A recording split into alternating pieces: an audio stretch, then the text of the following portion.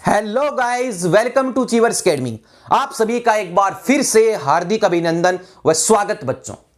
तो बच्चों, अब तक आपने ग्रेविटेशन के पार्ट 1 में जाना एक बहुत ही प्यारा, एक इंपॉर्टेंट, एक ब्यूटीफुल सा कॉन्सेप्ट जो न्यूटन सर ने इस दुनिया को दिया। हाँ जी, मैं बात कर रहा हूं न्यूटन्स के universal law of gravitation. Universal क्यों बोला यूनिवर्सल? क्योंकि यूनिवर्स वर्ड का मतलब आता है सर ये पूरा गैलेक्सी। इस पूरे गैलेक्सी को समझने के लिए सर ने एक जरूरत को समझा। सर ने एक इंपॉर्टेंट कॉन्सेप्ट जो है वो हमारे सामने लेके आए सर, एक इंपॉर्टेंट कॉन्सेप्ट को, और वो है ग्रेविटेशन।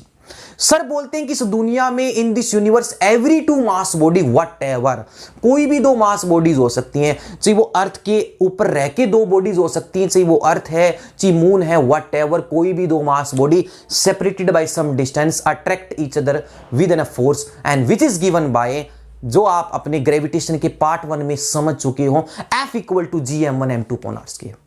और ग्रेविटेशन के पार्ट 1 में हमने बच्चों ये भी जाना कि इस फोर्स ऑफ ग्रेविटेशन की वजह से कुछ ऐसे नेचुरल फिनोमिना हैं, या ऐसे बहुत सारे नेचुरल फिनोमिना हैं जो उसके ऊपर डिपेंड हैं। फॉर एग्जाम्पल अगर मैं बात कहूं कि जो समुद्र हैं, समुद्रों में जो टाइड्स उठती हैं, जो लहरें उठती हैं, due to the gravitational pull of moon. Moon का ग्रेविटेशनल पुल होता है। Earth revolve around the sun, कि जो सन है, जो हमारी अर्थ है, वो सन के अराउंड रिवॉल्व कर रही है। The moon revolve around the earth due to the only one phenomena and that is gravitation. ये आपने अपने ग्रेविटेशन के पार्ट 1 में, लेक्चर 1 में जाना। फिर उसके बाद में हमने बात की कि सर हमने एक जगह तो पढ़ा था फोर्स ऑफ ग्रेविटेशन, एक हमने बात की थी ग्रेविटी। और ये जो ग्रेविटी वर्ड है ये अपने आप में एक बहुत बड़ी चीज है, इसी के ऊपर क्वेश्चंस बनते हैं। और इस ग्रेविटेशन चैप्टर के जो क्वेश्चंस रहते हैं उनमें लगभग जो स्टेटमेंट्स रहती हैं उसमें पक्का स्मॉल जी की बात जरूर होती है। तो आपको ग्रेविटी का कॉन्सेप्ट अच्छे से तैयार करना है अगर आपको कंपटीशन में क्वेश्चन सोल्व करने हैं। तो बच्चों, हमने बात की थी फोर्स ऑफ ग्रेविटेशन और ग्रेविटी। तो ग्रेविटी भी एक टाइप से जो है आपकी फोर्स ऑफ ग्रेविटेशन है, लेकिन उस ग्रेविटी में जो फोर्स लगा रही होती है वो आपकी अर्थ लगा रही होती है, बाकी जितनी भी उसके सराउंडिंग बॉडीज हैं। हमने ग्रेविटेशन के पार्ट 1 में जाना कि जब हम चीजों को अर्थ से ऊपर फेंकते हैं किसी वेलोसिटी से, तो अर्थ क्या करती है, चाहे आप नीचे से ऊपर फेंको, चाहे कोई चीज ऊपर से नीचे आए, हर हालात में उनको आना नीचे ही होता है। क्यों? क्योंकि अर्थ उन सारी चीजों को, earth attract all the things with an acceleration small g, and the value of that g you have studied in the gravitation part 1, 9.8 metre per second square. अर्थ सारी चीजों को अपनी तरफ अट्रैक्ट करती है, तो अर्थ की वजह से जो फोर्स ऑफ ग्रेविटेशन लगे, बेसिकली दैट इज ग्रेविटी। जैसा कि आप सभी को अपनी छोटी क्लासेस में भी पता होगा, तो आपकी चीज जो है बिल्कुल माइंड में सेट हो जानी चाहिए कि ग्रेविटी का मतलब होता है force of attraction exerted by the earth on other bodies। लेकिन जो यूनिवर्सल लॉ ऑफ ग्रेविटेशन है वो किन्हीं भी दो मास बॉडी के बीच में हो सकता है। तो स्टार्ट करते हैं आज का लेक्चर। और आज का जो लेक्चर है बहुत इंपॉर्टेंट होने वाला है, क्योंकि इसके अंदर बहुत प्यारे से कॉन्सेप्ट्स और बहुत इंपॉर्टेंट कॉन्सेप्ट्स जो हैं वो हम पढ़ेंगे, जो डायरेक्ट आपके एग्जाम के अंदर हेल्प करेंगे, अप्रोच करेंगे। लेकिन ये तभी समझ में आएंगे जब आपने ग्रेविटेशन का पार्ट 1 बिल्कुल अच्छे से क्लियर जो है वो कर लिया होगा, और यहां उसको समझने के बाद बिल्कुल क्लियर माइंड से यहां आज इस लेक्चर को फ्रेशली समझोगे। तो ज्यादा देरी ना करते स्टार्ट करते हैं बच्चों आज का लेक्चर। आज के इस लेक्चर में सबसे पहले हम स्टार्ट करेंगे what do you mean by free fall motion. Free fall motion मतलब बिल्कुल मस्ती से किसी चीज का गिरना, मस्ती से, और सिर्फ एक चीज की वजह से जब कोई चीज गिरती है इस अर्थ के ऊपर, that is called freely falling motion. और जो बॉडी गिरती है उसको बोलते हैं फ्रीली फॉलिंग बॉडी। फिर उसके बाद में हम ये जानेंगे कि जो स्मॉल जी है और जो हमारा कैपिटल जी है, इन दोनों के बीच में, इन बिटवीन टू दिस, इन दोनों के बीच में हमें क्या करनी है, एक रिलेशन को निकाल कर लेके आना है। We have to come with a new relation, a beautiful relation between the two things, small g and capital G, वो भी जानेंगे। फिर हम बात करेंगे जो आपने मोशन चैप्टर में न्यूटन सर की जो 3 इक्वेशंस ऑफ मोशंस पढ़ी थी, मैं थोड़ी देर के लिए आपको याद करवा देता हूं कि वो 3 इक्वेशंस आपने क्या पढ़ी थी। v equal to u plus 80, s equal to ut plus half 80 square, v square minus u square equal to s। ये तीनों इक्वेशन ऑफ मोशन दोबारा यहां लग सकती है, इसके क्वेश्चंस यहां बन सकते हैं। तो वो जो न्यूटन सर की जो 3 इक्वेशंस ऑफ मोशंस थी वो under the force of gravity या अंडर दिस ग्रेविटेशन चैप्टर वो कैसे मॉडिफाइड होगी, कैसे बनेगी, जो है बच्चों को कई बार दिक्कत होती है। उन तीनों इक्वेशन को जब इस चैप्टर के अंदर किसी न्यूमेरिकल में लगाते हैं तो जी की वैल्यू पॉजिटिव की बजाय कभी बार नेगेटिव ले लेते हैं, नेगेटिव से पॉजिटिव ले लेते हैं। तो कब जी की वैल्यू पॉजिटिव लेनी है, कब स्मॉल जी की वैल्यू नेगेटिव लेनी है, while applying these 3 equations of motion, तो वो भी जानेंगे, चिंता करने की जरूरत नहीं है। फिर उसके बाद में जानेंगे ये जो स्मॉल जी है जो 9.8 मीटर पर सेकेंड स्केयर है, ये जो आपका 9.8 मीटर पर सेकेंड स्केयर ये जो वैल्यू है जी की, इसमें वेरिएशन आती है, ये बदलती है वैल्यू, ये चेंज होती है। ठीक है, जब हम बात करते हैं कि हम अर्थ पर बात करें तो ग्रेविटी अलग होती है, मून पर चले जाएं तो ग्रेविटी अलग होती है। अब अर्थ के ऊपर आप खड़े रहकर जैसे एक गिलास वाटर है, एक गिलास पानी और ऐसे करके आपने पिया तो वो नीचे आता है, क्योंकि अर्थ हर चीज को अपनी तरफ अट्रैक्ट करती है। पानी को ऐसे अगर गिराओगे ऊपर से तो वो नीचे आएगा, उसके नीचे अगर हम अपना मुंह करेंगे तो मुंह में आ जाएगा। लेकिन अगर एक गिलास पानी को मून पे जाकर ऐसे करूंगा तो वो हवा में लटक जाएगा। क्यों? क्योंकि वहां पर जो पुल ऑफ अट्रैक्शन है, जो ग्रेविटेशनल अट्रैक्शन है वो ना के बराबर है, बहुत कम है अर्थ के कंपैरिजन में, वो भी जानेंगे। और इस स्मॉल जी की जो वैल्यू है इसमें बहुत तरीके से बदलाव आते हैं, ऐसे बहुत सारे फैक्टर्स हैं बच्चों जिसकी वजह से स्मॉल जी में चेंजेस आते हैं। और ऐसे वो कौन कौन से फैक्टर्स हैं, ऐसे कौन कौन सी वो कारणे हैं जो हम बात करेंगे कि सर इस स्मॉल जी की वैल्यू में जो बदलाव आते हैं वो किस वजह से आते हैं, वो भी जानेंगे। तो स्टार्ट करते हैं सबसे पहला टॉपिक आज के इस लेक्चर का, फ्री फॉल मोशन। तो फ्री फॉल मोशन से आप ये समझिएगा कि जब कोई भी चीज सिर्फ और सिर्फ गिरे only under the effect of gravity, मतलब अर्थ की वजह से, कि जब सारी की सारी चीजें केवल अर्थ के द्वारा लगाई गई फोर्स ऑफ अट्रैक्शन से गिरे, मतलब अर्थ के अलावा उस बॉडी के ऊपर अगर कोई फोर्स ना लगे, तब हम कहेंगे कि वो बॉडी सिर्फ और सिर्फ मोशन कर रही है, फ्री फॉल।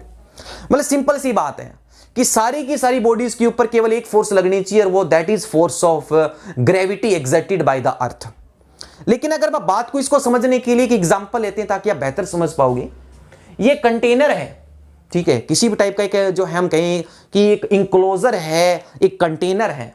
इस कंटेनर के अंदर जितनी भी एयर थी वो सारी मैंने वैक्यूम पंप से कर दी, बाहर निकाल दी, तो अंदर जो क्रिएट कर दिया वैक्यूम का रीजन क्रिएट कर दिया, ठीक है। लेकिन नॉर्मली हमारी डे टू डे लाइफ में जो चीजें हम नीचे से ऊपर फेंकते हैं, ऊपर से नीचे आती हैं, वो एयर की प्रेजेंस में आती हैं, एयर की। सपोज कीजिए कि ये जो मार्कर है ये मेरे पास आयरन का और ये मेरे पास जो है प्लास्टिक का, दोनों का सेम साइज है, सेम शेप है। तो इन दोनों को जब मैं, एक आयरन का और एक प्लास्टिक का, इन दोनों को जब अपनी लाइफ में, अपनी डे टू डे लाइफ में जब गिराऊंगा सेम हाइट से, सेम साइज और सेम शेप गिराऊंगा, तो कौन सबसे पहले नीचे आएगा?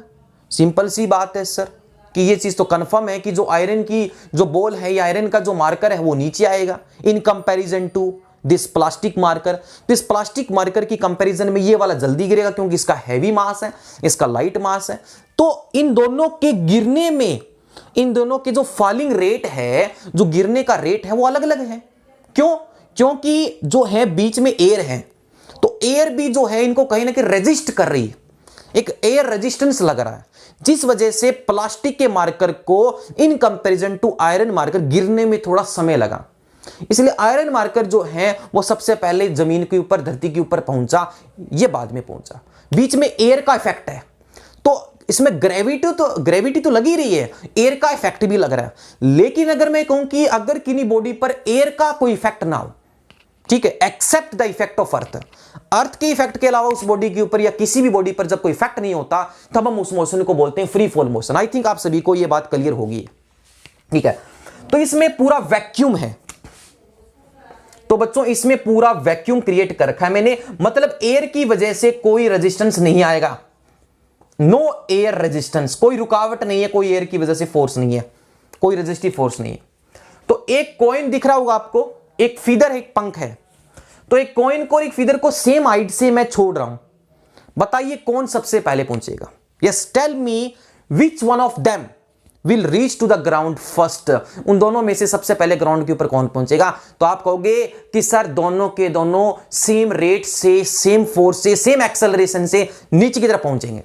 इन दोनों में कोई आगे पीछे नहीं होगा, इन दोनों में कोई डिले नहीं होगा। कॉइन और फीदर दोनों के दोनों सेम एक्सेलरेशन से। क्यों? क्योंकि जो स्मॉल जी है इन दोनों के लिए सेम है, इन दोनों के लिए सेम है। तो इसका मतलब आपने कॉन्सेप्ट समझा कि जब चीजें वैक्यूम में गिरती हैं तो चाहे उनका कोई भी साइज हो, उनका कोई भी शेप हो, वट एवर, चाहे सॉलिड बॉल हो, चाहे होलो बॉल हो, चाहे अलग अलग साइज एंड शेप्स की बॉल हो, वट एवर, इससे कोई फर्क ही नहीं पड़ता। चाहे आप एक भारी बॉल को गिरा रहे हो, चाहे एक लाइट बॉल को गिरा रहे हो, हमें कोई फर्क नहीं पड़ता। किसको फर्क नहीं पड़ता? स्मॉल जी को, वैक्यूम में, क्योंकि सारी की सारी चीजें सेम रेट से गिरती हैं। ये चीज को नोट कर लेना कि जब भी कोई चीजें वैक्यूम में गिरेंगी, चाहे वो भारी गिरे, चाहे हल्की गिरे, चाहे वो हम कहें कि एक होलो गिरे, सॉलिड गिरे, वट एवर, सारी की सारी all the bodies in vacuum will accelerate with same acceleration to the earth 9.8 metre per second square. और सिर्फ फोर्स ऑफ ग्रेविटी की वजह से, that is called free fall motion. तो बात करते बढ़ते नेक्स्ट कॉन्सेप्ट की तरफ। अब हमें एक रिलेशन ड्राइव करनी है स्मॉल जी और कैपिटल जी के बीच में।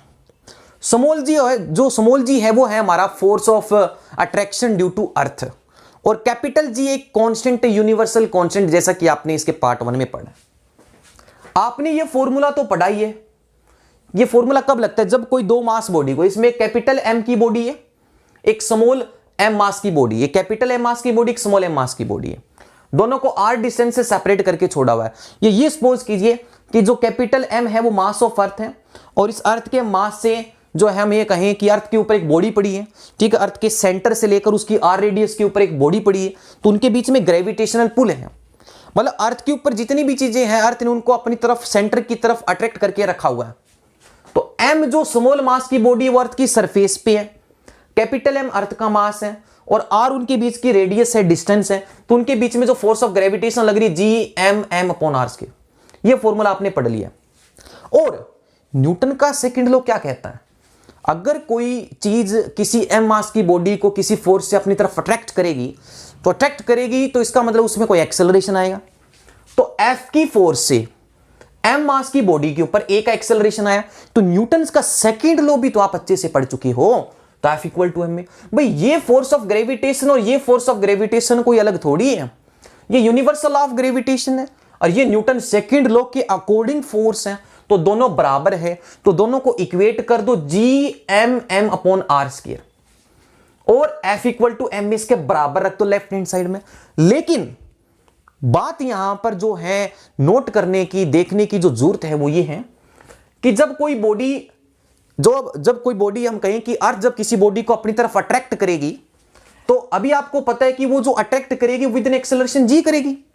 तो यहां पर हम एक ही जगह पर जो यूज करेंगे वो बच्चों जी यूज करेंगे, स्मॉल जी, क्योंकि ये जो एक्सेलरेशन है ये तो हमारा ट्रांसलेटरी लीनियर एक्सेलरेशन है, जब कोई बॉडी किसी फोर्स से जो है आगे की तरफ मूव करती है। लेकिन इसमें तो अट्रैक्ट हो रही तो स्मॉल जी की वजह से होगी। तो ए और जी जो है वो एक्सेलरेशन ही होते हैं, ये ग्रेविटी की वजह से होता है, ये सिंपल हमारा एक्सेलरेशन है। तो एक ही जगह जी यूज कर लिया तो क्या आ गया? M g, G(m)/r²। एम से एम कैंसिल हो गया, तो हमें वो रिलेशन मिल गई, small g equal to G capital M/r²। और इस चीज को राइट डाउन कर लो, बहुत इंपॉर्टेंट रिलेशन है स्मॉल जी और कैपिटल जी के बीच में कि G इक्वल टू G(m)/r²।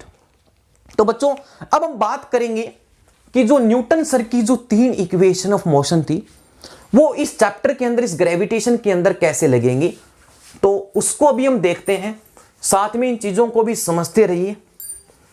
तो अब हम देखने जा रहे हैं वो न्यूटन सर की 3 इक्वेशंस ऑफ मोशन जो है वो मॉडिफाई कैसी होंगी, कब हमें पॉजिटिव साइन लेना है, कब हमें नेगेटिव साइन लेना है। तो अभी हम देखते हैं न्यूटन सर की 3 इक्वेशंस ऑफ मोशंस बच्चों। तो न्यूटन सर की जो 3 इक्वेशंस ऑफ मोशंस हैं उसमें जो पहली इक्वेशन है आपकी वो है V equal to U plus AT। Second equation है S equal to UT plus half AT²। आप सभी को पता भी है V² minus U² equal to 2as। अब इन तीनों इक्वेशंस को इस ग्रेविटेशन चैप्टर के अंदर कैसे हम सो है लगाएंगे, तो इसके अंदर कुछ नहीं करना, आपको रिप्लेस करनी है कुछ चीजें जो मैं बता रहा हूं। जहां पर स्मॉल a दिखे वहां पर g यूज करना है। अगर इन तीनों इक्वेशंस के ऊपर बेस्ड कुछ न्यूमेरिकल्स आगे जैसे भी करेंगे भी हम, ताकि आपको आइडिया लग जाए, तो a की जगह तो g यूज करना है क्योंकि दोनों एक्सेलरेशन ही है, और s की जगह यूज करना है आपको h, क्योंकि ये चीजें होती है लीनियर के लिए और ये चीजें होती है vertical under the effect of gravity. a की जगह g यूज करना और s की जगह h यूज करना है, क्योंकि s है लीनियर डिस्प्लेसमेंट और h है आपकी वर्टिकल डिस्प्लेसमेंट।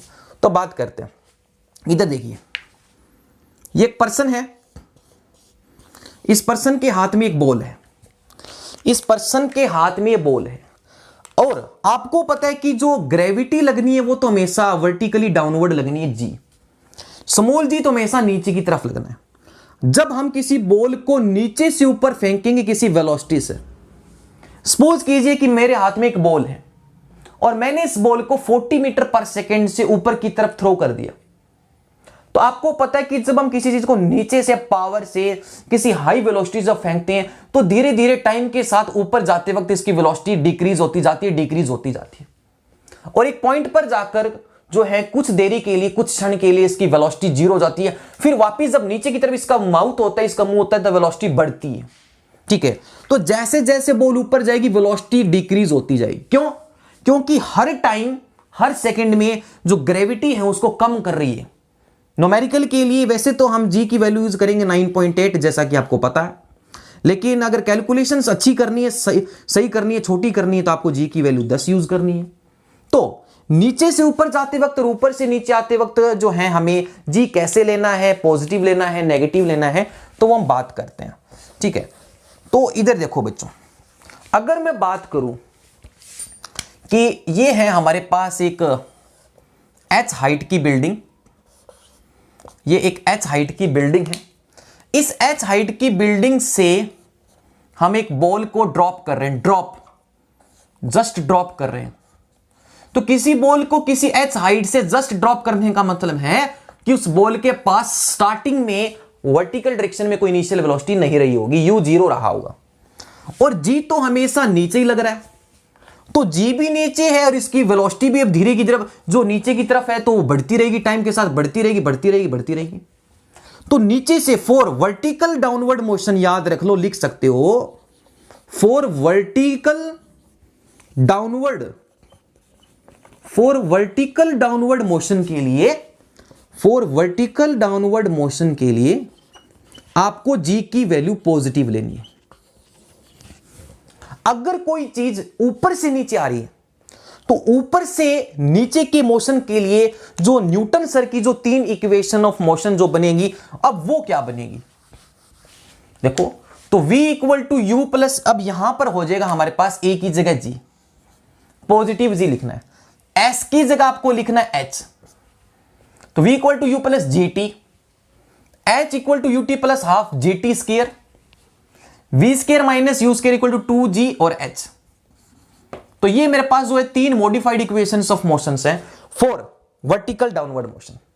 और अगर हम किसी चीज को नीचे से ऊपर फेंकें, तो नीचे से जब ऊपर फेंकेंगे तो टाइम के साथ ग्रेविटी उसको कम करती जाएगी, हर सेकंड में 10 मीटर पर सेकंड स्क्वायर के एक्सेलरेशन से उसकी वेलोसिटी कम होती जाएगी। तो ऊपर के मोशन के लिए जो बच्चों 3 इक्वेशन जो बनेगी वो क्या बनेगी, तो नीचे से ऊपर जब आपको याद रखना है g की वैल्यू जो है आपको नेगेटिव यूज करनी है फॉर साइन कन्वेंशन। ठीक है, तो नीचे से जब हम ऊपर फेंकेंगे तो ये पर्सन, इसके हाथ में बॉल है, ये ऊपर फेंक रहा है। सपोज कीजिए कि इसने 40 मीटर पर सेकंड से बॉल फेंकी, यहां गई 30 मीटर पर सेकंड, ठीक है, फिर 20 हो गई, फिर 10 होगी, फिर 0 होगी, फिर ऐसे आती है, और जब वापस अपने हाथ में आती है तो वापस इसकी वेलोसिटी 40 हो जाती है। मतलब हर सेकंड में 10-10 मीटर पर सेकंड जो है इसकी वेलोसिटी कम होती जाती है। नीचे से ऊपर फेंका 40, 30, 20, 10 और 0, तो अपने मैक्सिमम हाइट पर जाकर इसकी वेलोसिटी 0 हो जाती है कुछ देरी के लिए, फिर वापस 10, 20, 30, 40, तो जिस वेलोसिटी से आपने फेंका था उसी वेलोसिटी से बॉल आपके हाथ में पहुंचती है। लेकिन ऊपर की तरफ जब बॉल जाती है, बॉल ऊपर की तरफ जा रही है और ग्रेविटी नीचे की तरफ लग रही है, तो याद रखना जब अपोजिट मोशंस होते हैं सेम जो है डायरेक्शन में मोशन होंगे तो जी पॉजिटिव, अपोजिट में होगा तो जी नेगेटिव लेना है। तो अब आपको जो जी की वैल्यू यूज करनी है वो नेगेटिव यूज करनी है।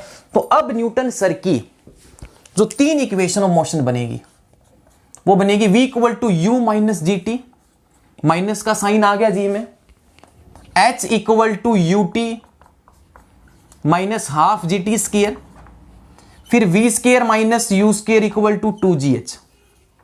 ये करनी है v square minus you square equal to minus जो है हमारे पास ग्रेविटी का 2gh। ठीक है, तो आपको जो है ग्रेविटी की वैल्यू पॉजिटिव कब लेनी है, नेगेटिव कब लेनी है, वो मैंने आपको बता दिया कि आपको कब लेना है। अब हम बात करेंगे आज की इस लेक्चर में जो ग्रेविटेशन का जितना भी बचा हुआ कॉन्सेप्ट है वो सारा हम तैयार कर रहे हैं। फिर इसके बाद में हम जो है काफी इसके क्वेश्चंस करेंगे, इंपॉर्टेंट क्वेश्चंस ग्रेविटेशन चैप्टर के, जिससे आपको एक हेल्प मिले कि हाँ इन क्वेश्चंस को हमें ऐसे सोल्व करना है। तो बच्चों अब हम बात करेंगे कि जो ये स्मॉल जी है एक्सेलरेशन ड्यू टू ग्रेविटी का, ये जो स्मॉल जी है ये 9.8 मीटर पर सेकेंड स्क्वायर है अर्थ की सरफेस पे, on the surface of earth. लेकिन एक बात बताइए, क्या जो आपकी अर्थ है, जो हमारी अर्थ है, वो क्या कंप्लीटली परफेक्ट सफेयर है क्या? नहीं। क्या आपकी अर्थ बिल्कुल सफेयर फॉर्म में है क्या? नहीं। अगर आपने छोटी क्लासेस में अगर कैपलर्स लॉज को पढ़ा है तो सर कैपलर ने बताया था कि जो अर्थ है वो सन के अराउंड इलेप्टिकल ऑर्बिट में घूमती है, एक ओवल शेप स्ट्रक्चर आती है, एक इलेप्टिकल शेप आती है। और जब इलेप्टिकल आती है तो अर्थ की रेडियस जो है वो वेरी करती है। तो जी की वैल्यू जो है वो 9.8 मीटर पर सेकेंड स्क्वायर जो है ये हर जगह अर्थ की सरफेस के ऊपर सेम नहीं होती है।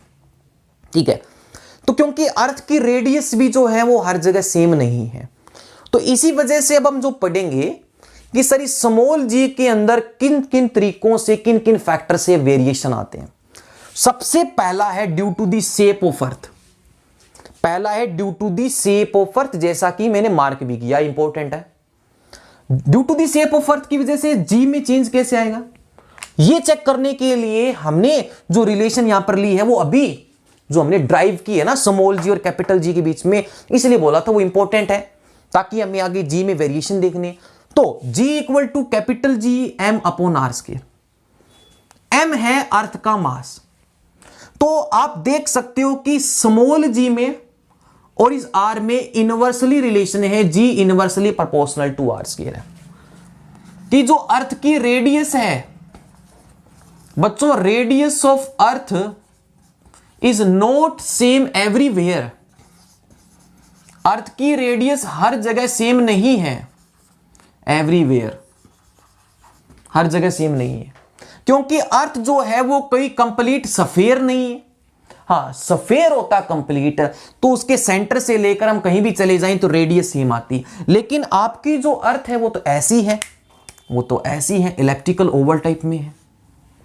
और आप ये देख सकते हो कि ये तो पोलर लाइन है आपकी, पोल वाली, ये इक्वेटर है। तो इक्वेटर वाली जो रेडियस होती है क्लियरली देख भी सकते हो बहुत बड़ी है पोलर से, लगभग 10.4 किलोमीटर लंबी होती है इस पोलर रेडियस से। तो अब एक बात बताइए कि ये जो है आपका पोल पॉइंट है, ये आपका इक्वेटर है, तो अगर मैं पोल से इक्वेटर की तरफ आऊं तो इस स्मॉल जी में कैसे बदलाव आएगा? ये स्मॉल जी की वैल्यू पोल से इक्वेटर की तरफ अगर हम अर्थ के ऊपर घूमे, अर्थ के ऊपर अगर पोलर रीजन से इक्वेटर रीजन के क्षेत्रों में अगर प्लेसेस में जाएं तो ग्रेविटी हमें कहां मैक्सिमम कहां मिनिमम जो है वो मिलती हुई लग रही है। तो एक बात बताइए कि ये जो है आपकी रेडियस ऑफ पोल है, ये रेडियस ऑफ इक्वेटर है, और radius of equator is very very larger than radius of polar. और ग्रेविटी का और रेडियस का इनवर्सली में रिलेशन है, तो जिसके लिए रेडियस ज्यादा उसके लिए ग्रेविटी कम। तो इक्वेटर की रेडियस ज्यादा है, तो इसका मतलब यहां पर जो ग्रेविटी मिलेगी वो लेस मिलेगी, और यहां पर पोल पर ग्रेविटी मैक्सिमम होती है। तो फर्क आ गया कि नहीं आ गया, वेरिएशन आ गया कि नहीं आ गया? तो स्मॉल जी में वेरिएशन आ गया due to the shape of earth, क्योंकि earth is not a complete perfect sphere, it is oval shaped. Pole के ऊपर ये फ्लैट होता है, बिल्कुल फ्लैटेंड होता है, पोल के ऊपर थोड़ा सा फ्लैटेंड सा नजर आता है।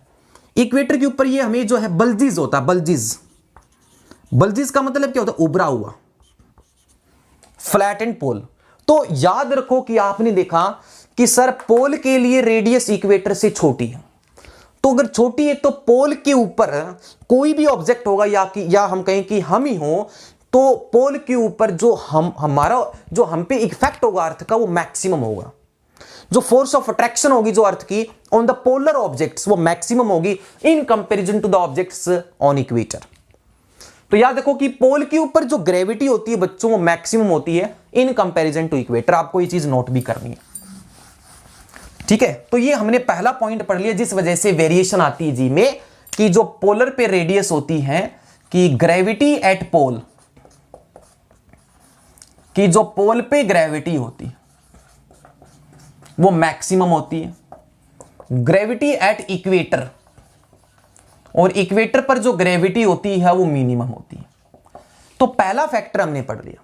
अब कि जैसे जैसे हम अर्थ की सरफेस से ऊपर की तरफ जाते हैं, हाइट कवर करते हैं, एल्टीट्यूड्स कवर करते हैं, ऊंचाइयों पर जाने के बाद क्या ग्रेविटी उतनी लगती है जब हम अर्थ पर फील करते हैं? नहीं। ऐसा ही एग्जाम्पल है या ऐसा ही केस बनता है कि जब हम अर्थ के सरफेस से अर्थ के माइन में जाते हैं, डेप्थ में जाते हैं, तो अर्थ के एल्टीट्यूड पर जाने, अर्थ से एल्टीट्यूड पर जाने और अर्थ से डेप्थ में जाने पर भी जी में बदलाव आता है। आपने 11th क्लास में भी पढ़ा है। तो अब हम जो वेरिएशन देख रहे हैं बच्चों वो देख रहे हैं due to the effect of altitude, height की वजह से। इधर एक डायग्राम भी बनाया इसको समझने के लिए, इधर देखिए। ये है अर्थ को हमने as a complete perfect sphere लेके चले कैलकुलेशंस करने के लिए, मैथमेटिकल रिजल्ट्स के लिए, लेकिन एक्चुअल में स्फीयर नहीं होता। तो ये हमारी अर्थ है। इस अर्थ का पूरे का इतने का मास है, कैपिटल एम।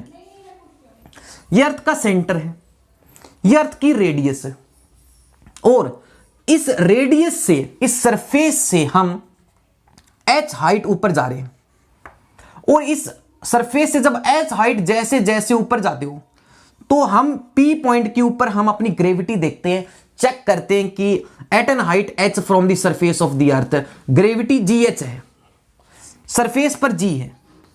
तो इस GH का इस G के साथ क्या बदलाव आएगा, क्या फर्क है? GH ज्यादा मिलेगा G से हाइट पर जाने पर या कम मिलेगा? ऑफ कोर्स कम मिलेगा। याद रख लो कि एल्टीट्यूड पर जाने से जैसे जैसे हाइट कवर करते हैं ग्रेविटी कम होती हुई जाती है। आप अपने ग्रेविटेशनल फील्ड से बाहर जाने की कोशिश कर रहे हो, आप ग्रेविटी, अर्थ के ग्रेविटेशनल पुल से आप बाहर होने की कोशिश कर रहे हो, तो ऑफ कोर्स ग्रेविटी डिक्रीज मिलेगी। कैसे मिलेगी वो देखिए। तो अर्थ के सेंटर से लेकर जिस पॉइंट पर आप जा रहे हो, जिस पॉइंट पर चेक कर रहे हो, वहां की डिस्टेंस होगी r+h। r है अर्थ के सेंटर से सरफेस तक की, फिर उससे ऊपर h है, तो टोटल r+h, जैसा कि आप देख पा रहे हो। आई थिंक आपको यह बात क्लियर भी हो गई है। तो GH/G, अभी आपने देखा कि G इनवर्सली प्रोपोर्शनल है r² के। जब ये वाला फॉर्मूला एक बार सरफेस पर लगाओगे और एक बार हाइट पर लगाओगे और दोनों का जब रेशियो लोगे तो आपके पास एक इक्वेशन बनती हुई नजर आएगी कि GH जो है वो GH आएगा हमारे पास 1/r+h का होल स्क्वायर, क्योंकि r है, मतलब एक बार r+h का होल स्क्वायर लेंगे और एक बार 1/r² लेंगे, तो रेशियो लोगे तो r²/r+h का होल स्क्वायर आएगा। तो GH/G ये आपको इक्वेशन याद रखनी है जब भी कंपैरिजन करना हो। तो एक बात बताइए कि r+h का होल स्क्वायर जो है वो इस r से ज्यादा है। r+h की वैल्यू यहां से यहां तक की वैल्यू इस अकेले r से क्या है, ज्यादा है। तो r+h अगर r से ज्यादा होगा तो डिनोमिनेटर नोमिनेटर से ज्यादा हो रहा है, तो वैल्यू ओवरऑल क्या आएगी, कम आएगी। इसका मतलब GH/G का रेशियो लेस देन 1 आएगा, तो GH क्या आएगा, लेस देन G। इसका मतलब आपने एक चीज नोट करी कि जैसे जैसे हम हाइट कवर करते हैं तो हाइट पर जाने के बाद ग्रेविटी डिक्रीज करती है। तो आपको इस चीज को नोट भी करना है कि gravity decreases as we cover height या as we move to the altitudes, gravity decreases. और सिर्फ ऊपर जाने पर ही ग्रेविटी डिक्रीज नहीं करती है, ऊपर जाने पर जो है वो ग्रेविटी, सिर्फ ऊपर जाने पर ही ग्रेविटी डिक्रीज नहीं करती, नीचे जाने पर भी करती है, अभी हम देखेंगे। तो gravity decreases with altitudes with altitude. तो थर्ड जो पॉइंट है वो है इफेक्ट ऑफ डेप्थ, माइन में जब जाते हैं। तो एक बात बताइए कि जो ये अट्रैक्शन हो रही है ये अर्थ के इतने मास की वजह से हो रही थी, इस कैपिटल एम की वजह से।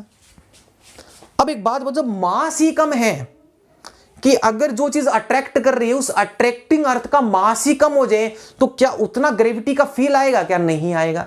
तो ये डेप्थ में भी होता है, डेप्थ में ग्रेविटी डिक्रीज हो जाती है। क्यों? अर्थ का मास छोटा हो जाता है, डिक्रीज हो जाता है। ये जो बाहर वाला सर्कल दिख रहा है ना, ये पूरी अर्थ की सरफेस तक का मास है। मतलब इस बाहर वाले सर्कल का पूरा जो है, हम कहें बाहर वाले सर्कल का मतलब पूरी अर्थ होगी और पूरा एम मास तैयार है। यहां पर जब कोई बॉडी होगी तो उसके ऊपर जी लगेगा 9.8। अब आप अर्थ की सरफेस से x डिस्टेंस डेप्थ में आगे, नीचे आगे, x आगे, ये सेंटर है, ठीक है। तो सेंटर से लेकर सरफेस तक की जो रेडियस r है ये पता ही है। तो आप जो है वो यहां से नीचे आ रहे हैं, तो ये वाली डिस्टेंस कितनी बची? ये पूरी r है, जिससे x नीचे आ गए तो ये हमारे पास बची r माइनस एक्स। तो यह अर्थ का सेंटर है, तो अर्थ के सेंटर के ऊपर, या हम कहें अब कितना मास इस बॉडी को यहां आने पर अट्रैक्ट करेगा? जो r माइनस एक्स की डिस्टेंस के अंदर जो अर्थ का मास होगा, मतलब ऊपर से नीचे आने पर हम कहें कि इन डेप्थ जो अर्थ का मास है, कि जो मास ऑफ अर्थ है वो डिक्रीज हो जाता है और अर्थ ही अट्रैक्ट करती है। तो उस अट्रैक्टिंग बॉडी का, उस अट्रैक्टिंग अर्थ का मास जो है वो कम हो जाता है, तो ग्रेविटी भी तो डिक्रीज होगी। ग्रेविटी डिक्रीजेस, देखो कैसे, वही जी एक्स अपॉन जी, ये याद रखनी इक्वेशन जैसे वो आपने याद रखी थी जी एच अपॉन जी। तो जी एक्स अपॉन जी आपको याद रखना 1 माइनस एक्स अपॉन आर, ये फॉर्मूला याद रखना है। जब भी आपको डेप्थ में जो है, अगर आपको भी डेप्थ में कितना जाने के बाद ग्रेविटी आपको सरफेस से कम होती है या डिक्रीज होती नजर आती, कितने गुना, ये याद रखना है। जी एक्स अपॉन जी कंपेरिजन करना है। जी एक्स, जी का मतलब है एट ए डेप्थ एक्स, ठीक है, gravity at a depth x, g surface पे 1 माइनस एक्स अपॉन आर।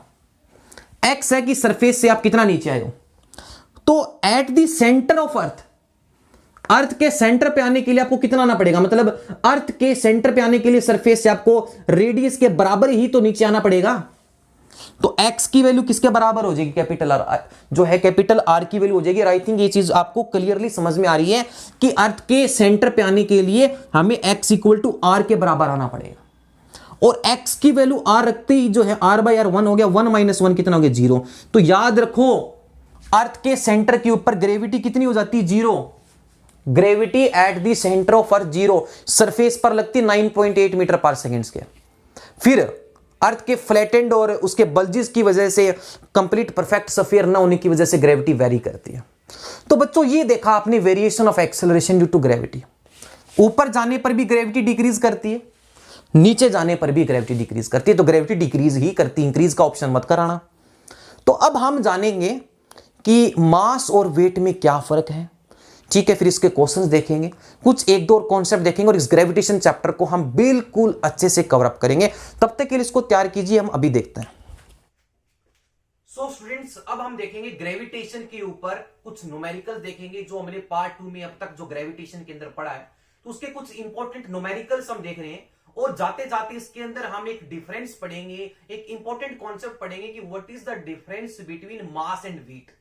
कि एक्चुअली में जो हम बोलते हैं अपनी डे टू डे लाइफ के अंदर, अपनी रोजमर्रा की जिंदगी के अंदर, जो आपसे कोई पूछता है कि आपका जो है वेट कितना है, तो एक्चुअली में जो आप बताते हो वेट, वो एक्चुअली मास मेजर करता है। तो क्या है वो डिफरेंस, क्या है मास और वेट में, कि अर्थ के ऊपर किसी बॉडी का वेट इतना है, मून के ऊपर चले जाएं तो कितना है। तो इसके ऊपर कुछ क्वेश्चंस करते हैं, तो तैयार हो जाइए। इस ग्रेविटेशन के पार्ट 2 के कुछ क्वेश्चंस की तरफ हम बढ़ते हैं। तो पहला क्वेश्चन जो बच्चों कह रहा है कि an object of mass x, कि किसी ऑब्जेक्ट का मास x यूनिट है, हमें नहीं पता कि वो x यूनिट जो है वो 20 केजी है कि 15 केजी है कि 20 केजी है कि 30 केजी है, व्हाट एवर, वो कुछ भी हो सकता है। तो किसी भी ऑब्जेक्ट का मास दे रखा है x यूनिट और उसका वेट दे रखा है 300 न्यूटन, क्योंकि जो वेट होता है ना, weight is exactly a force.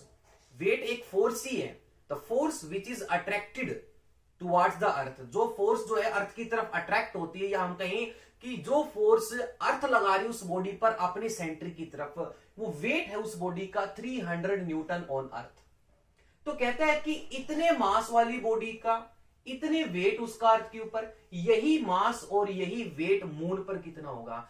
तो जो मास होता है ना, मास हमेशा पॉजिटिव रहता है, ग्रेविटी के साथ इसका लेना देना नहीं है कि आपका जो मास है, सपोज कीजिए मेरा जो मास है वो 70 केजी है, ये 70 केजी पूरी यूनिवर्स में हर प्लेसेस के ऊपर हर जगह पर सेम रहेगा, चाहे मून की बात हो चाहे अर्थ की बात हो। Mass does not change, mass remains constant. जो बदलती है जो चीज वो वेट बदलता है, और वेट बदलता है due to only gravity, acceleration due to gravity. और अर्थ पर जो ग्रेविटी हम जो लेके चलते हैं वो लेके चलते हैं जी, और जो मून पर जो ग्रेविटी होती है उसका 1/6 time of gravity on earth. ठीक है, तो इसी कैलकुलेशन को तैयार करके ध्यान में रख के पहले क्वेश्चन का सॉल्यूशन निकालते हैं। ठीक है, तो पहले क्वेश्चन में जो आपको मास दे रखा है वो मास दे रखा आपको x यूनिट। ये x यूनिट कुछ भी हो सकता है, कुछ भी हो सकता है, 30 केजी 15 केजी, देखते हैं कितना। ठीक है, फिर इसका वेट दे रखा है आपको 300 न्यूटन, और ये जो 300 न्यूटन जो वेट दे रखा है ये दे रखा है आपको अर्थ पे। ठीक है, तो आपको बताना है यही मास मून पर कितना होगा और इसका वेट कितना होगा। तो वेट और मास में एक रिलेशन होती है, ठीक है, जो आपको पता भी होगा, और मैं थोड़ी देर में इसको पढ़ाऊंगा भी कि मास और वेट में क्या डिफरेंस है। तो वैसे एक फॉर्मूला आप याद कर लीजिए कि जो वेट होता है वो मास इंटू ग्रेविटी होता है, और वेट एक टाइप से, ये जो फॉर्मूला बना है ना, ये हमने कोई नया तिगड़म, कोई नया खेल, कोई नया जादू नहीं किया है। ये फॉर्मूला न्यूटन के सेकंड लॉ से आया है, क्योंकि F = ma, क्योंकि वेट जो है वो एक फोर्स ही होती है। तो हमने वेट को mg लिखा है, तो वेट क्या होती है हमारी, फोर्स है, तो बस g हमने एक्सेलरेशन की जगह g लिख दिया, मतलब फोर्स का ही फॉर्मूला है ये। तो W = mg, ये फॉर्मूला जो है हमारा यहां लगेगा। तो इस फॉर्मूले में ये जो W है इसके नीचे लिख रहा हूं मैं E। ठीक है, क्यों लिख पा रहा हूं यहां पे, क्यों लिख रहा हूं, ताकि आपको समझ में आ जाए। WE का मतलब है वेट ऑन अर्थ, तो वेट ऑन अर्थ रखा है 300 न्यूटन, तो यहां रख दीजिए 300 न्यूटन। और आपको जो जी की वैल्यू यूज करनी है फॉर सिंपल कैलकुलेशन के लिए 10 यूज करनी है। तो मास हमें नहीं पता, x यूनिट है तो x है, जी की वैल्यू हमें 10 दे रखी है, तो जो मास है वो आ गया आपका 30 केजी। तो 30 केजी का ये जो मास है ये मून पर भी रहेगा, तो मास कभी चेंज नहीं होता है। तो इसने पूछा है कि जो इसके ऊपर अर्थ के ऊपर जो मास है वो मास मून पर कितना होगा, तो मास जो है सर वो भी 30 केजी रहेगा, लेकिन वेट बदल जाएगा। तो वेट देखते हैं कि जो है हमारा आंसर कैसे आएगा वेट का। तो वेट अब हम देखते हैं। तो मास तो आपने निकाल लिया, सिंपल है। तो मास तो जो है सर अर्थ के ऊपर 30 केजी है, यही मास जो है हमारा मून पर भी रहेगा, मास तो 30 केजी रहेगा। लेकिन वापिस वेट का फॉर्मूला लगाना है m g, weight on moon. जैसे अभी मैंने W के नीचे E लिखा था, ठीक है, और जिसे आपने समझा था वेट ऑन अर्थ, तो W के नीचे m लिखने से अब आपको समझ में आ रहा है this is the weight on moon. तो m इंटू जी, अगर वेट ऑन मून है तो ग्रेविटी ऑन मून, और आपको पता है कि जो ग्रेविटी ऑन मून है वो 1/6 टाइम होती है ग्रेविटी ऑन अर्थ का। तो क्या करना है, weight on moon, mass 30 KG रहेगा, सेम है, ग्रेविटी एट मून जो है 1/6 time of gravity at earth. ठीक है, कितना आ गया मेरे पास 65। तो मेरे पास जो आंसर आया वो आया 50 न्यूटन। कि सर उस 30 केजी बॉडी का जो वेट अर्थ के ऊपर 300 न्यूटन था, वही वेट अब मून के ऊपर 50 न्यूटन हो गया। क्यों हो गया, क्योंकि ग्रेविटी जो है वो बहुत कम लगती है, 1/6 टाइम। एक तो किसी चीज को अर्थ 10 की ताकत से खींचे, 10 मीटर पर सेकंड स्केल के एक्सेलरेशन से अट्रैक्ट करे, और एक जो है उसको हम कहें 1/6 टाइम जो है, ठीक है, 1.1 कुछ इतना, मतलब बहुत ही कम एक्सेलरेशन, बहुत ही कम अट्रैक्टिव फोर्स। इसलिए बोलते हैं कि मून के ऊपर ग्रेविटी बहुत कम हो जाती है, चीजें हवा में उड़ने लग जाती हैं। तो ये था पहले क्वेश्चन का सॉल्यूशन। अब हम बढ़ते हैं क्वेश्चन नंबर सेकंड की तरफ। तो क्वेश्चन नंबर सेकंड की स्टेटमेंट पढ़िए और बताइए। क्वेश्चन नंबर सेकंड भी बहुत आसान क्वेश्चन है। जो अभी मैंने एक चीज बताई है, वेट और मास में जो रिलेशन बताई है मैंने, W = mg, उसी से सोल्व होगा। क्वेश्चन कह रहा है बच्चों क्या, कि the wait of a person, कि किसी पर्सन का वेट मून के ऊपर आपको पता है कि अर्थ से 1/6 टाइम्स है। तो जैसे जैसे हम क्वेश्चन की स्टेटमेंट को रीड आउट कर रहे हैं तो इमीडिएट हम जो है उसकी एक यहां पे स्टेटमेंट लिख रहे हैं, एक डायग्राम बनाएंगे आगे जो है। मतलब फिजिक्स के क्वेश्चन को जो है अगर आपको करना है, अगर ग्राफिकल वाले क्वेश्चन है, अगर किसी में ग्राफ जैसा बनता हुआ नजर आ रहा है तो क्वेश्चन की स्टेटमेंट पढ़ के उसका ग्राफ बना लिया करो। अब आपने पहली स्टेटमेंट पढ़ी तो इसकी इक्वेशन बनाओ कि weight of a person on moon. तो weight of a person on moon जो है उसका सॉल्यूशन देख रहे हैं सेकंड का। तो weight of a person on moon इसको लिख दिया WM से। ठीक है, कहता है कि जो मून पर वेट है वो अर्थ से 1/6 टाइम है। तो इक्वेशन बना दी मैंने, 1/6 times of weight on earth, ये अपनी फर्स्ट इक्वेशन है।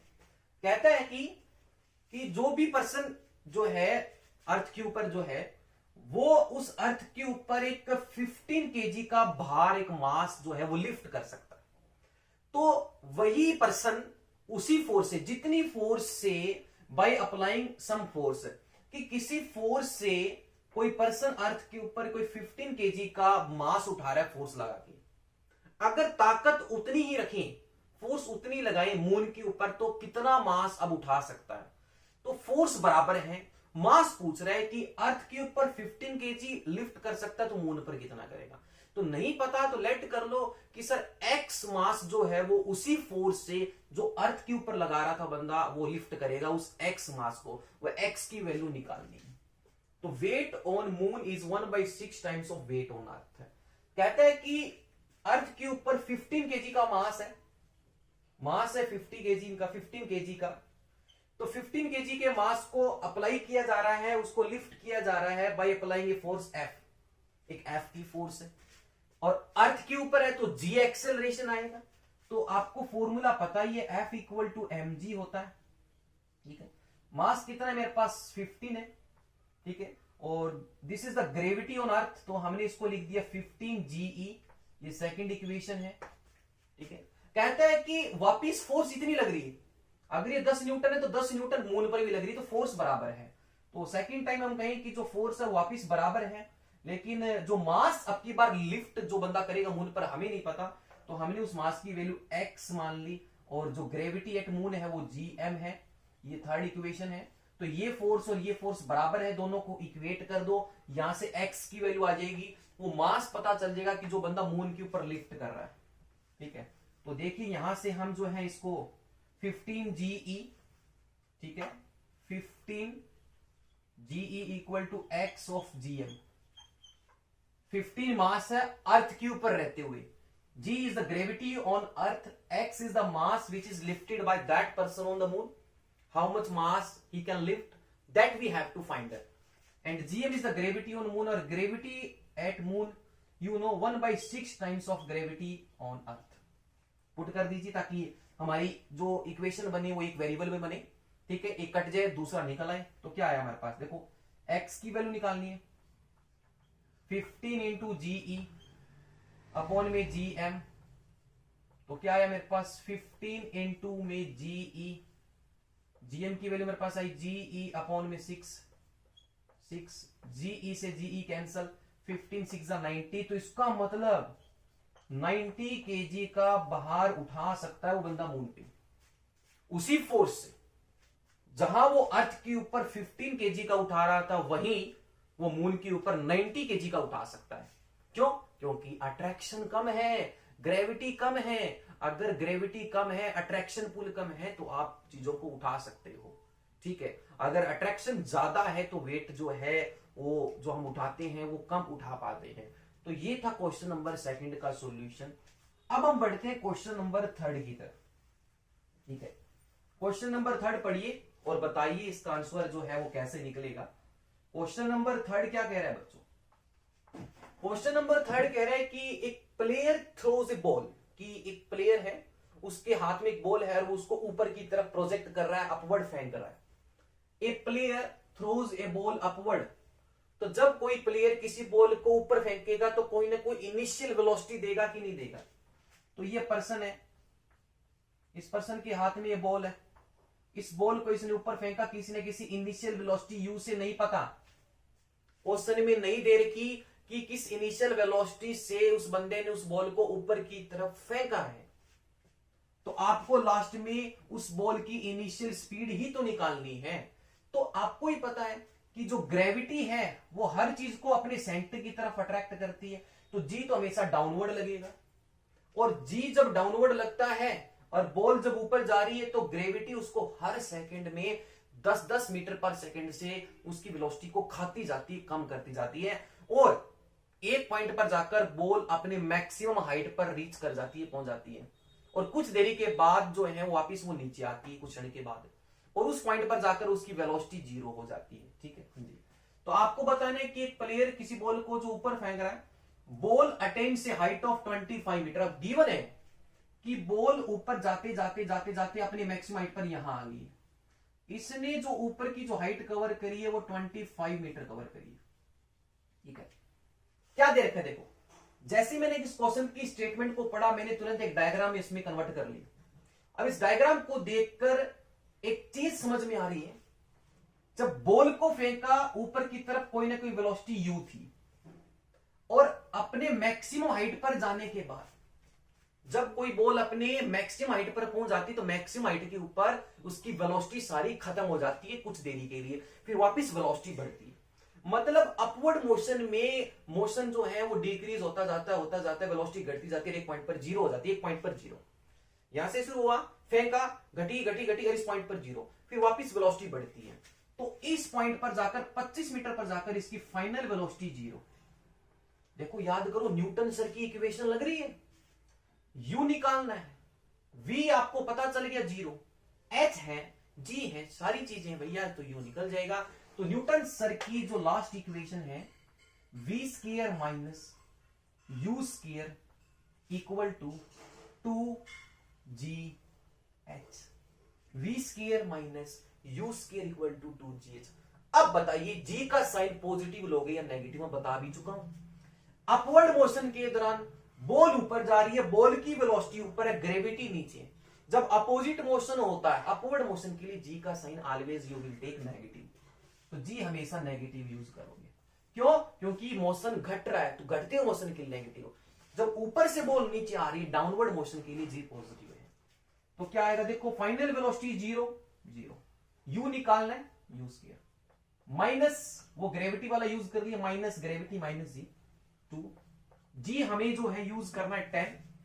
ठीक है, कैलकुलेशन के लिए एच आपको दे रखा है 25 मीटर, तो कितना हो गया मेरे पास, ये 25 इंटू 2 50, 50 इंटू 10 क्या आ गया 50 इंटू 10 500, तो minus u square equal to minus 500, minus से माइनस कैंसल, तो यू स्क्वायर की वैल्यू आपके पास जो आई वो आई आपके पास 500, तो यू स्क्वायर आपके पास 500 है, तो यहां से पता चल जाएगा कि बॉल को किस वेलोसिटी से प्रोजेक्ट किया गया है, यू स्क्वायर।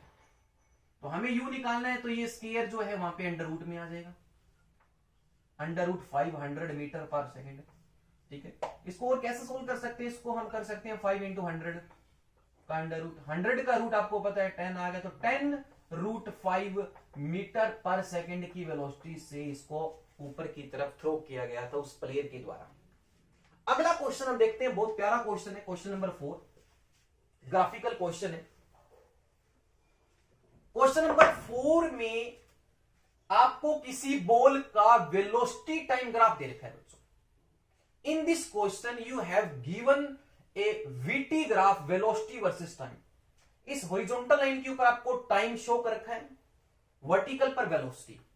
देखो ये 0 वेलोसिटी, प्लस में 10, प्लस में 20, प्लस में 30, वही नीचे वेलोसिटी -10, -20, -30, और ये स्ट्रेट लाइन है, ये क्या स्ट्रेट लाइन। और आपको ही पता है कि वीटी ग्राफ की स्लोप क्या देती है, एक्सेलरेशन, और स्ट्रेट लाइन है तो पूरी स्ट्रेट लाइन में एक्सेलरेशन कांस्टेंट रहेगा, मतलब जी की वैल्यू आपकी 10 रहेगी। हाँ, वो अलग बात है कि +10 अलग हो सकता है, -10 जो है वो अलग हो सकता है, मतलब जो 10 रहेगा मैग्नीट्यूड वो तो कांस्टेंट रहेगा। पॉजिटिव 10 कब आएगा, नेगेटिव 10 कब आएगा, वो तो बात करेंगे कि बॉल ऊपर की तरफ जा रही है कि नीचे की तरफ जा रही है। अगर बॉल नीचे की तरफ आ रही है तो जी को हम यूज करते हैं फॉर डाउनवर्ड मोशन, जी की वैल्यू यूज करते हैं +10। अपवर्ड मोशन के लिए हम जी को यूज करते हैं -10। तो इस ग्राफ को देखकर, ये ग्राफ मेरा यहां पर देने का मतलब भी यही है कि इस ग्राफ को देखकर मैं आपसे ये पूछूं कि किस पॉइंट पर एक्सेलरेशन +10 है, किस पॉइंट पर -10 है, जो है किस पॉइंट पर बॉल जो है वो ऊपर की तरफ जाती हुई नजर आ रही है, कब नीचे की तरफ आती नजर आ रही है, किस पॉइंट पर बॉल रुक गई है, किस पॉइंट पर बॉल जो है मैक्सिमम हाइट पर पहुंच गई है। ये सारी चीजें ग्राफ को देखकर पता चल रही है कि बॉल किस पॉइंट पर ऊपर जा रही थी, कब नीचे आ रही थी। ठीक है, तो इस पूरे ग्राफ के अंदर आपको वीटी ग्राफ दे रखा है। सबसे पहले आपको यह बताना है फाइंड द मोशन। ठीक है, हम यह कहें कि find which type of motion is at point C, कि उस सी पॉइंट के ऊपर उस बॉल का मोशन कैसा है, डाउनवर्ड मोशन है या अपवर्ड मोशन, ये पूछ रहा कि बॉल ऊपर की तरफ जा रही है, या हम कहें कि at point C the ball going in which direction, in upward direction और इन डाउनवर्ड डायरेक्शन। बताइए जल्दी से, सी पॉइंट के ऊपर जो बॉल है वो किस डायरेक्शन में जा रही है सी पॉइंट पे। चलो इसको समझाते हैं। ये t = 0 है, t = 0 पर वेलोसिटी है 30। ये सिचुएशन ऐसे यहां समझिए, इस पर्सन के हाथ में बॉल है, इस पर्सन ने ऊपर की तरफ एक बॉल को फेंका 30 मीटर पर सेकेंड से। ठीक है, फिर यहां पर इसकी बॉल की वेलोसिटी होगी 20, फिर जो है यहां पर इसकी वेलोसिटी होगी 10। ठीक है, और यहां पर इसकी वेलोसिटी होगी 0 मीटर। ये 10 मीटर पर सेकेंड है, ये 20 मीटर पर सेकेंड है, ये 0 मीटर पर सेकेंड है। तो ये जो 30 से 20 हुआ ये 1 सेकेंड में हुआ है, फिर ये जो आपका दूसरी सेकंड में हुआ है, सेकंड सेकंड में हुआ है, ये थर्ड सेकंड में हुआ है। तो मतलब 3 सेकंड में जाकर इसकी वेलोसिटी 0 हो जाती है, बॉल रुक जाती है कुछ देरी के लिए for a small interval of time, और अपने मैक्सिमम हाइट पर पहुंच जाती है। तो इस ग्राफ को देखकर बताइए ऐसा वो कौन सा पॉइंट है जो आपको ये शो कर रहा है कि बॉल रुक चुकी है और अपने मैक्सिमम हाइट पर पहुंच चुकी है। ठीक है, सबसे पहला जो है कि 0 पर वेलोसिटी है 30, -30 का मतलब क्या है, आपने उस बॉल को 30 से फेंका तो अपवर्ड डायरेक्शन में फेंका ना, और अपवर्ड डायरेक्शन के लिए आपको पता है कि जी तो हमेशा नीचे ही लगता है, और अपवर्ड मोशन के लिए हम जो है वो साइन नेगेटिव लेके चलते हैं अपवर्ड मोशन के लिए।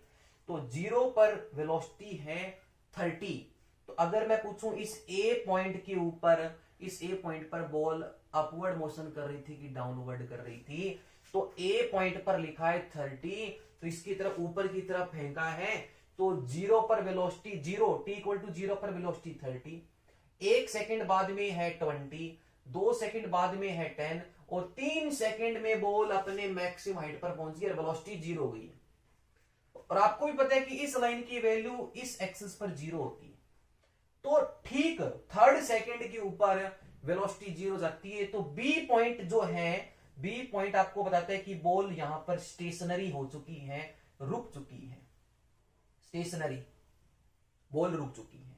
और स्टेशनरी यही बी पॉइंट आपको बताता है कि इसी बी पॉइंट पर बॉल अपने मैक्सिमम हाइट पर है। सी पॉइंट के ऊपर बताइए बॉल कैसा मोशन कर रही थी, तो 3 सेकंड पर तो अपनी मैक्सिमम हाइट पर पहुंच जाती है, वेलोसिटी 0 हो जाती है। फिर वापिस अब नीचे की तरफ आती है बॉल, अब वापिस जो है ये बॉल जो है अब नीचे की तरफ आ रही है। ठीक है, तो अब क्या हो रहा है, बॉल नीचे की तरफ आई, बॉल नीचे की तरफ आई, बॉल नीचे की तरफ आई, और वापिस यहीं आ गई।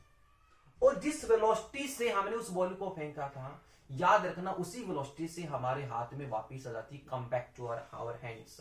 ठीक है, तो सी पॉइंट पर आपको बतानी है कि मोशन कैसा है। तो देखो 4 सेकंड में 10, फिर 20, फिर 30, तो नीचे आ रही, वेलोसिटी बढ़ रही है। इसका मतलब सी पॉइंट पर जो मोशन हो रहा है वो डाउनवर्ड मोशन हो रहा है। तो ए पॉइंट के ऊपर आपको लिखना है एट पॉइंट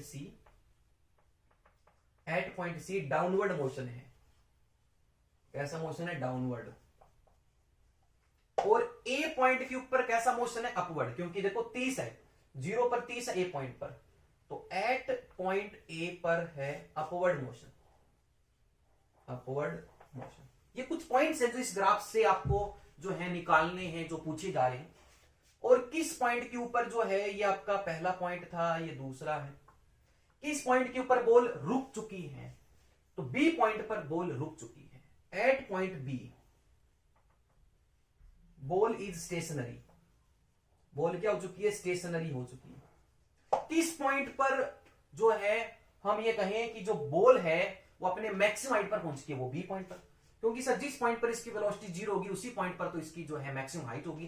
तो बी पॉइंट जो है वो आपका बी पॉइंट है वो एच मैक्स का भी है। ठीक है, सी पॉइंट पर एक्सेलरेशन बताओ। सी पॉइंट पर मोशन कैसा था, डाउनवर्ड, तो डाउनवर्ड के लिए जी की वैल्यू है +10। ए पॉइंट पर कितना है, -10। और इस पूरी लाइन के हर एक पॉइंट पर एक्सेलरेशन तो मैंने आपको पहले ही बता दिया है, 10 रहेगा। +10 रहेगा डाउनवर्ड मोशन के लिए, -10 रहेगा अपवर्ड मोशन के लिए। आई थिंक आप सभी को ये क्वेश्चन अच्छे से समझ में आ गया है। अब हम बढ़ते हैं क्वेश्चन नंबर 5 की तरफ। ठीक है, तो क्वेश्चन नंबर 5 क्या कह रहा है, क्वेश्चन नंबर 5 कह रहा है बच्चों कि एक स्टोन को किसी बिल्डिंग से हमने ड्रॉप कर दिया, कि जब हम किसी चीज को जस्ट ड्रॉप कर दें इसका मतलब आपने उस बॉल को कोई इनिशियल वेलोसिटी नहीं दी है।